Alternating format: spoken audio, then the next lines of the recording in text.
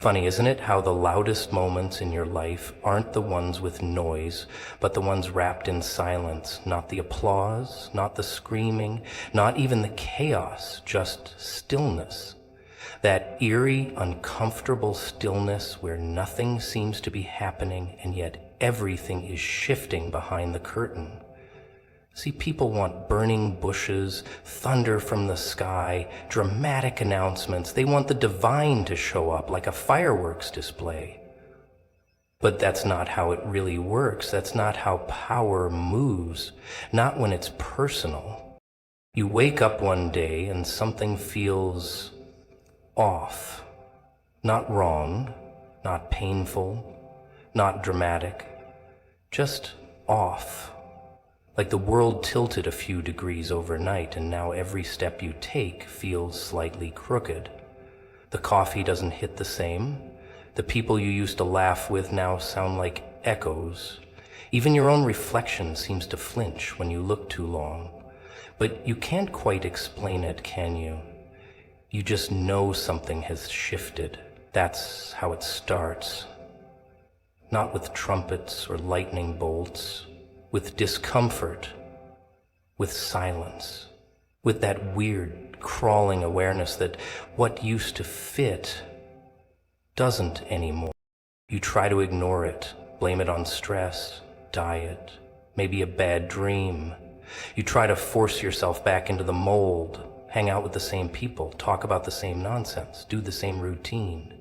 But it doesn't work. It's like wearing someone else's skin. Too tight, too foreign. Everything that used to numb you just starts itching. That's the first sign that you've been marked. Not by fame, not by luck, but by purpose. Real purpose. And you know the sickest part? Nobody else can feel it. Just you. You're the only one squirming in a room full of people asleep with their eyes open. They'll call you dramatic, moody, ungrateful. You have so much to be thankful for, they'll say. And they're right, you do. But what they don't see is the war behind your eyes. The quiet kind. The kind where not fighting demons, you're fighting distractions. Fighting to stay awake in a world that rewards the walking dead. You were born for something more, but no one tells you what that more is. They just give you jobs, labels, expectations. They try to convince you that dreams are for children and discomfort is a disease. But what if it's not? What if it's direction? What if that ache you keep trying to medicate is actually a message? See, when you've been chosen, you don't get clarity first. You get chaos. You don't get applause. You get isolation. People start peeling away, not because they're bad, but because they were only meant to walk with you to the gate, not through it. And yeah, it stings. You start asking questions like, why now? Why me? What if I'm wrong? But the real question is, what if you're right? What if that discomfort is a sign that you've been drafted into something you're not supposed to fully understand yet? That's why silence is so dangerous, because in silence you meet yourself. And most people don't want that meeting. They'd rather drown in noise, in likes, in loops, in things that keep them busy enough not to notice they're dying slowly. But not you. You felt the shift. You heard the whisper. You sensed the change. And now you're standing on the edge of something invisible, being told to walk forward when every survival instinct says wait. But this isn't survival anymore. This is obedience. Not the kind that bends to men, but the kind that responds to something divine. You don't need to know the plan. You are the plan. Every pain, every detour, every delay, it wasn't random. It was precision. It was preparation, but now comes the test. Will you trust the silence? Will you follow the pull? Even when it's dark, even when it's lonely, even when it looks like nothing's moving, but everything inside you is screaming that it is. That's the paradox, right? Stillness isn't stagnation, it's construction. Foundations don't get laid in the spotlight, they get buried, quiet, hidden, unseen, until one day, boom, the world calls it sudden. You know it was sacred. You ever notice how the world claps loudest for the mask you wear best? Not the real you. Not the version buried under all that smiling, nodding small talk, but the one you crafted, the costume, the illusion. People love illusions. They're comfortable, predictable, easy to digest. The truth, not so much. The truth is messy, it's raw, it's inconvenient. So you learn to hide, not because you're weak, but because you've been trained to survive in a circus where authenticity is treated like a threat. You bury your truth so deep, you forget what it sounds like. And then one day, it starts clawing its way out. You're at work, nodding along, pretending to care about things that drain your soul. You're with friends, laughing at jokes that died in your spirit years ago. You look in the mirror and think, who the hell is that? And that's when it hit. That whisper. That quiet, relentless knock. You've outgrown your lie. You've outgrown your role. The performance has expired, but the stage lights are still on. And here's the twist. Once the lie becomes too small, the truth starts suffocating in silence. You think you're going crazy, you're not, you're waking up. And waking up hurts because now you can't pretend the noise soothes you. You can't pretend the grind fulfills you. You can't pretend the conversations are real when your soul is screaming through every fake smile. But it's not just a midlife crisis or burnout or a phase. It's exposure you've been called. And the lie that once protected you has become the very thing poisoning you. Isn't that wild? That the very thing that once kept you safe is now the thing killing you slowly. You were taught to adapt, to shrink, to blend in, but the problem with shrinking to survive is that you forget how to expand when you're finally free. You dimmed your light so others wouldn't feel small. You bit your tongue to keep the peace. You smiled through betrayal, danced through disappointment, and clapped for people who wouldn't have noticed if you drowned right in front of them. But here's the punchline. Even while you were pretending, something holy was watching, waiting, preparing, not punishing you, positioning you. You ever see a lion in a cage? Still majestic, still dangerous, still royalty. But behind bars, people start thinking it's just a big cat. They forget what it's capable of until it gets out. That's what's happening to you. You're remembering your roar, and it's scaring people who only ever knew your silence. The problem isn't that they don't see your worth. The problem is you stopped seeing it too. You became so good at pretending to be okay that now you don't know how to be real without apologizing for it. So, which one of you? What have you? But let's be clear, this awakening, it's not cute, it's not romantic, it's violent. It rips, it burns, it breaks what you thought was unbreakable. It makes you question every choice, every person, every path you ever celebrated.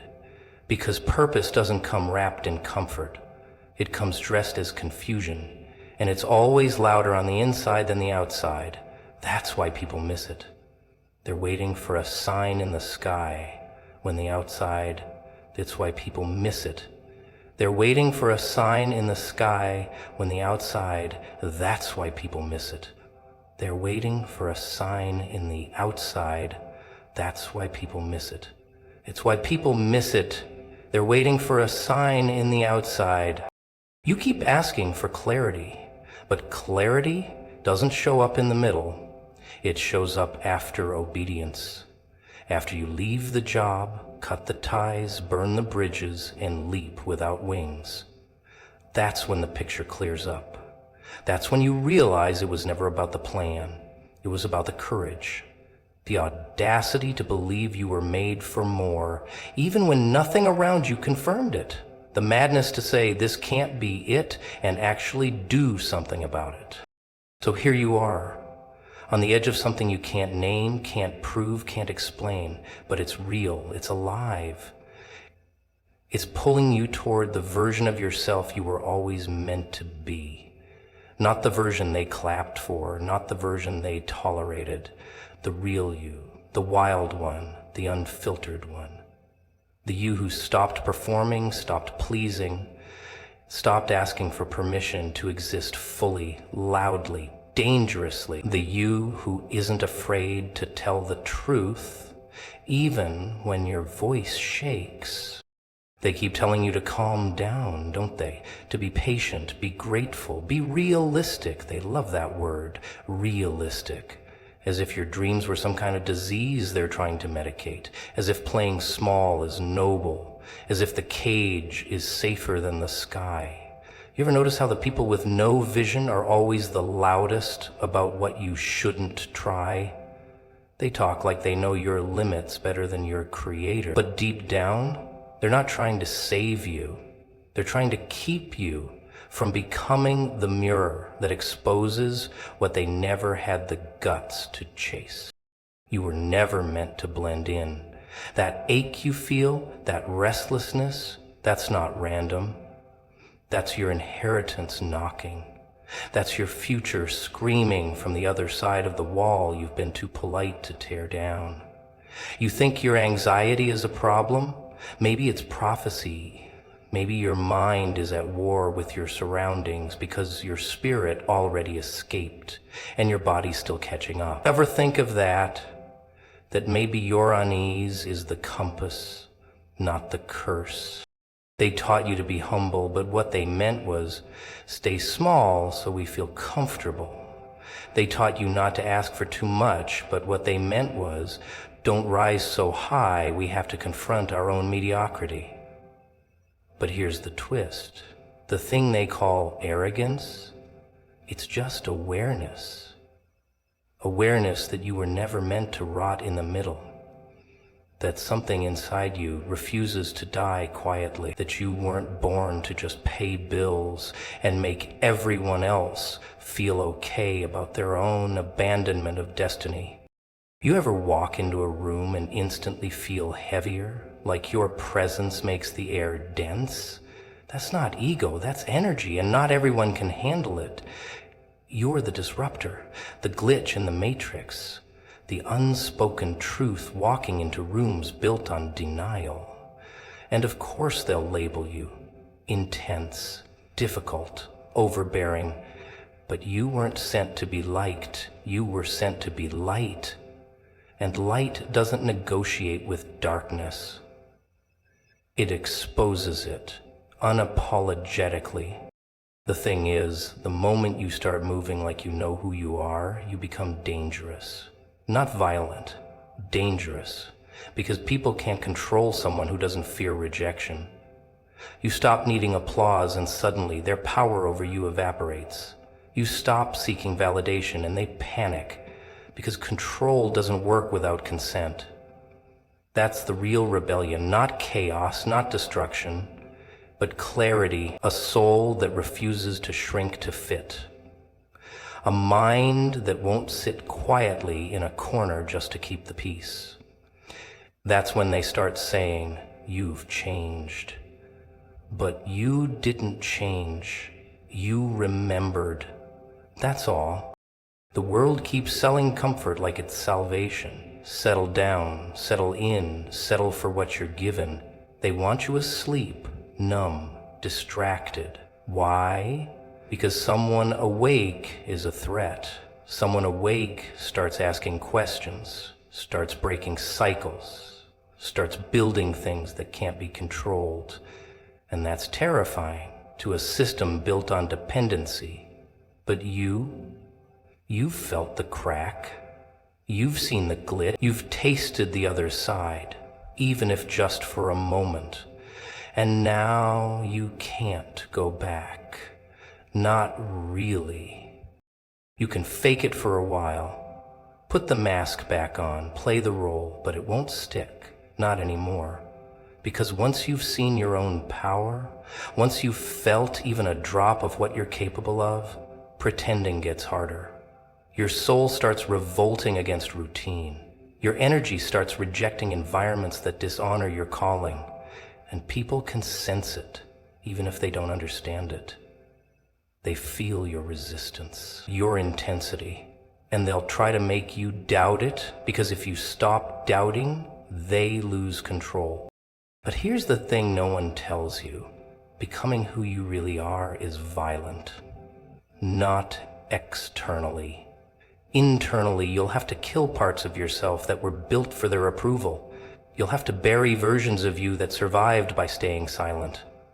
You'll grieve who you were, because who you were kept you safe, but who you're becoming will set you free. And freedom is terrifying because it means you can't blame them anymore. It means the cage is open, and now it's on you, whether or not you fly.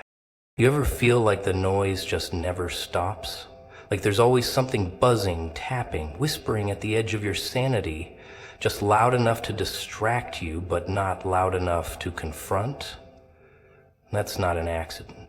That's architecture, a design. They don't want you to hear yourself think. Because if you did, if you actually sat in silence long enough to recognize your own voice again, you'd realize how much of your life isn't yours at all.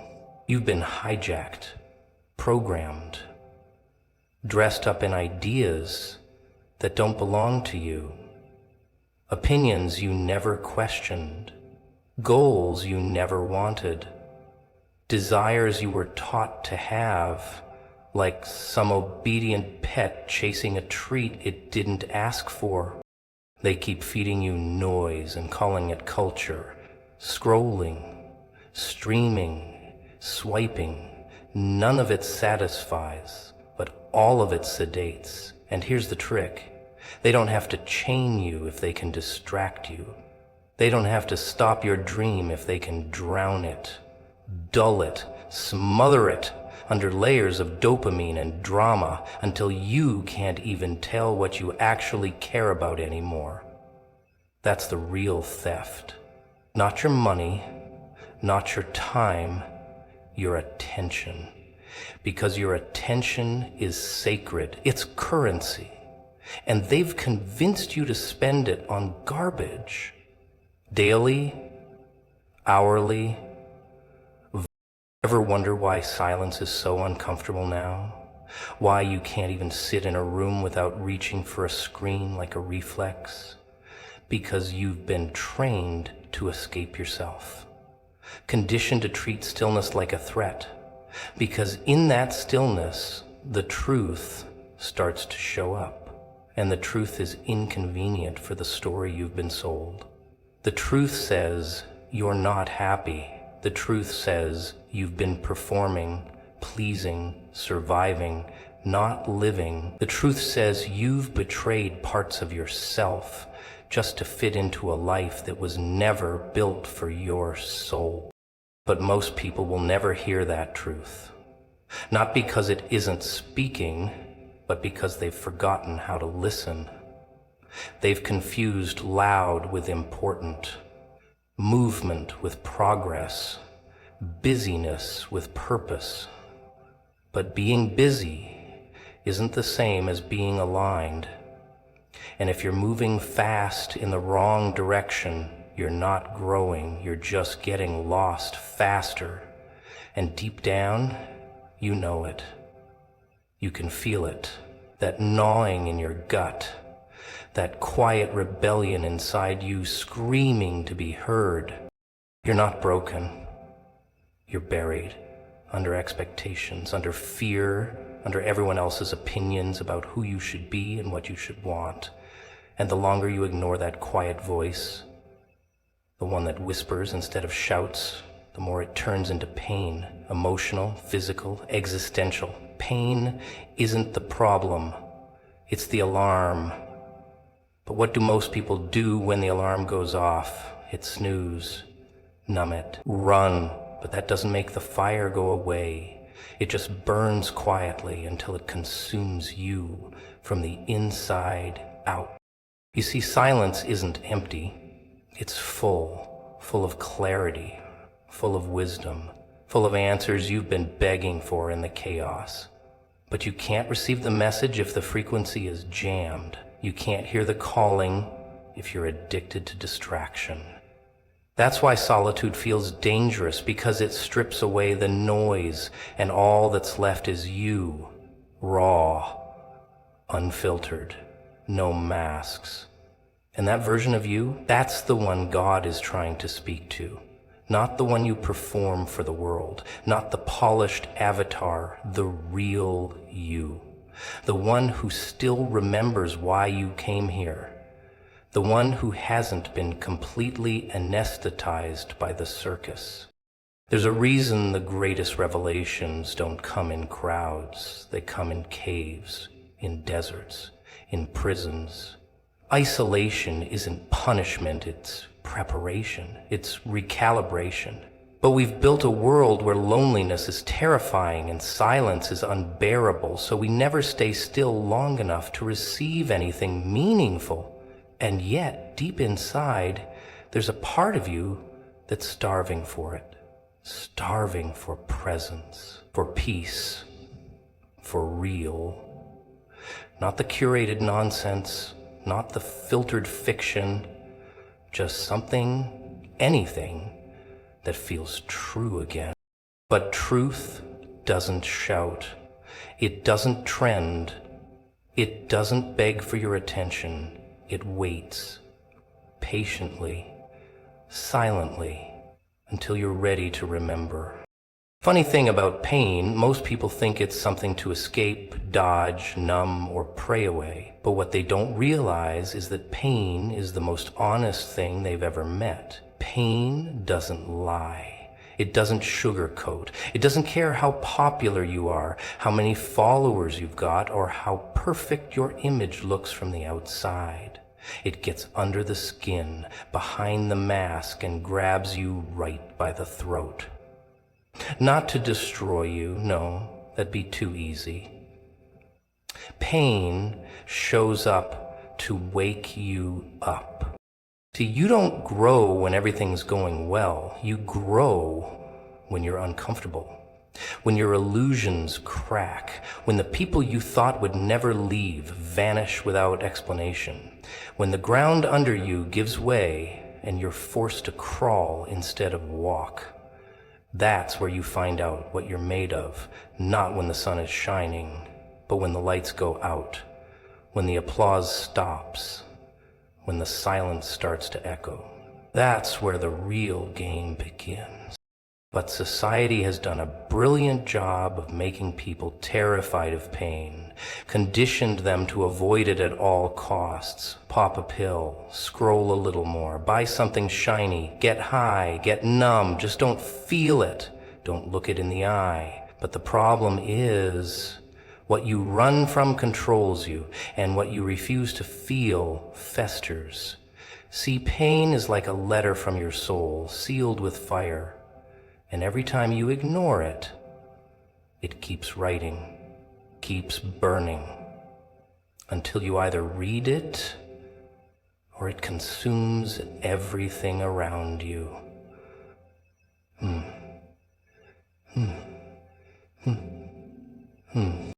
People pray for purpose, but they reject the process.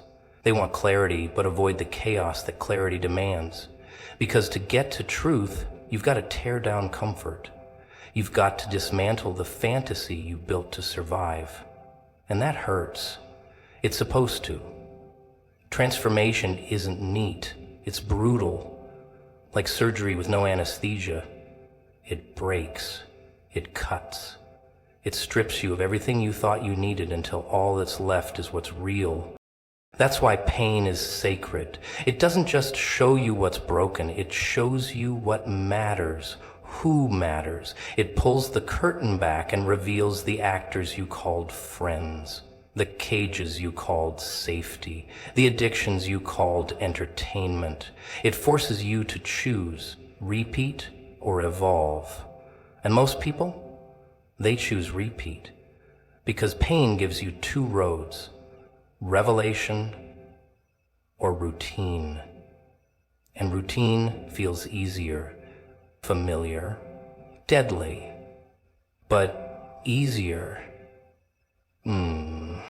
Ever notice how people go through the same heartbreak, the same betrayal, the same burnout over and over? It's not bad luck, it's refusal. A refusal to face the root, to listen to the lesson. Because when pain comes knocking, it doesn't leave until you answer.